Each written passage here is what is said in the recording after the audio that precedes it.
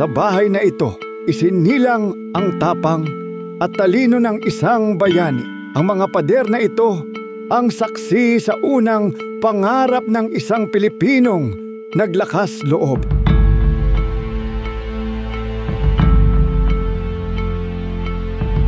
Narito tayo ngayon sa bahay ni Rizal, kung saan nag-umpisa ang kwento ng isang batang may pangarap para sa bayan. Sa bawat sulok ng bahay na ito, mararamdaman mo ang kasaysayan mula sa mga simpleng kagamitan ng kanilang pamilya hanggang sa mga alaala ng kanyang kabataan.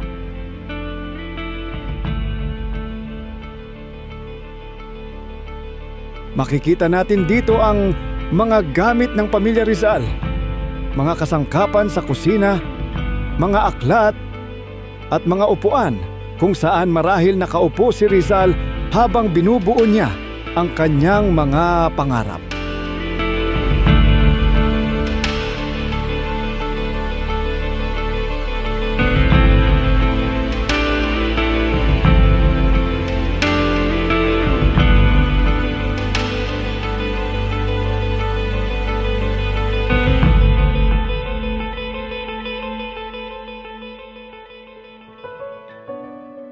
Bilang isang estudyante, ano sa tingin mo ang aral na iniwan ni Rizal sa mga kabataan?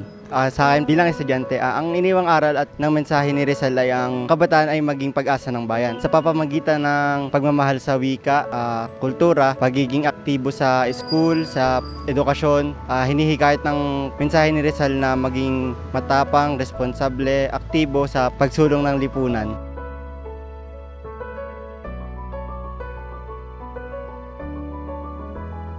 Anong naiisip mo habang naaalala mo ang kabataan ni Rizal? Ang naisip ko tuwing naalala ko kabataan ni Rizal ay kung paano naging malaya at simple ang pamumuhay niya nung siya'y bata, sapagkat nagkaroon siya ng layang madiskubre yung mga bagay na gusto niya at kinahihiligan niya. Dito nagsimula yung rason niya para manindigan sa mga prinsipyong pinaglaban niya na nadala niya hanggang sa kanyang pagtanda.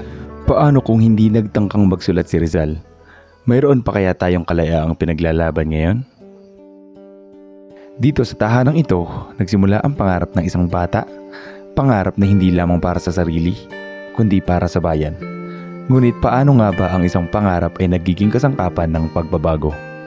Mula sa kwaderno ni Rizal ay isinilang ang nobelang nagbukas ng mga mata ng mga Pilipino, ang No Limit ang Here, isang aklat na hindi lamang nagkwento, kundi nagbunyag ng katotohanan tungkol sa lipunang kanyang ginagalawan. Sa kwento ni Sisa, nakikita natin ang pagdurusa ng isang ina sa harap ng kawalan ng hustisya at kahirapan hindi lang noon, kundi maging sa kasalukuyan. Ang pananamantala ng mga nasa kapangyarihan ay tila hindi nagbago.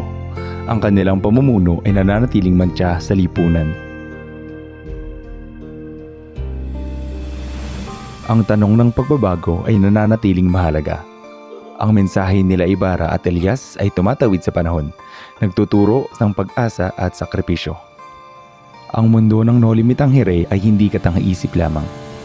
Ito ay isang salamin ng kawalang katarungan noong panahon ng kolonyalismo, mga sugat ng bayan hanggang ngayon ay nagpaparamdam. Sa tahanang ito, nagsimulang magsulat si Rizal. Isang dahilan upang mabuo ang No Limit ang Here.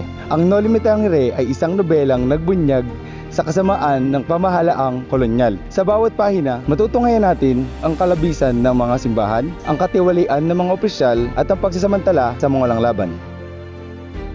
Ngunit, hindi labang ito kwento ng nakaraan. Ang mga injustices na inilantad ni Rizal ay hindi pa rin lubos na nawawala sa ating kasalukuyang panahon.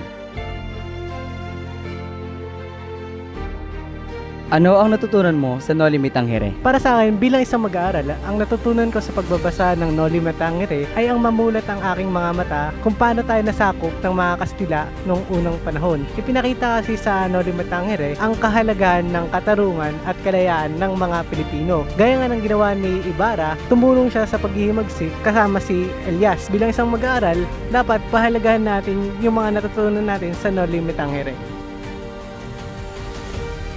Sa huling paglalakad ni Rizal, dala niya ang bigat ng responsibilidad at pagmamahal sa bayan.